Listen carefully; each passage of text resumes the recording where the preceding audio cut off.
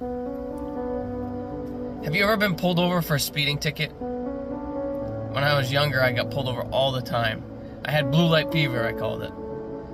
Thousands of people every day get pulled over for speeding. Why? Because they fear being late more than the consequences of their actions. Likewise, billions of people around the world every day break God's commandments. Why? Because we care more about what we want than about the consequences of our actions. Ecclesiastes 12:13 minces no words when it says, "Let us hear the conclusion of the whole matter. Fear God and keep his commandments, for this is the whole duty of man." Wow. Fear God and keep his commandments.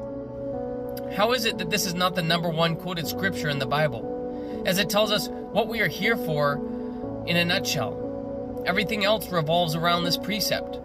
Fear God and keep his commandments. Why? Because it's your job, your duty, your responsibility as a living, breathing being. This verse breaks down the religiosity that so many scholars have created and overcomplicated to this simple precept: fear God and keep his commandments, for this is the duty of man. This is the ultimate call of duty. We aren't called to fight with one another. We aren't called to bicker and backstab. We aren't called to gossip.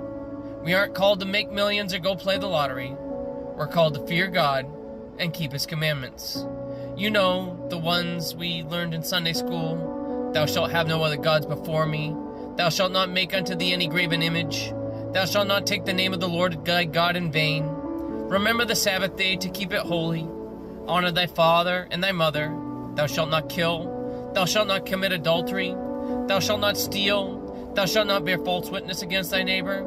Thou shalt not covet. The 10 Commandments are the foundation of God's commandments that are given throughout his word. John 14:15 tells us, "If ye love me, keep my commandments." So if you love God, you will also fear him. Like a child is afraid to disappoint a parent whom they love, we also should love and fear God. And if we love him and fear him, we will keep his commandments. Why? Because we love him, and it's our duty. Proverbs 9:10 tells us, "The fear of the Lord is the beginning of wisdom, and the knowledge of the holy is understanding."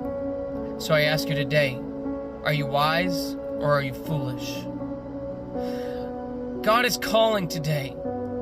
He is calling to someone who's been ignoring him for far too long. He's extending his arm of grace for this limited opportunity.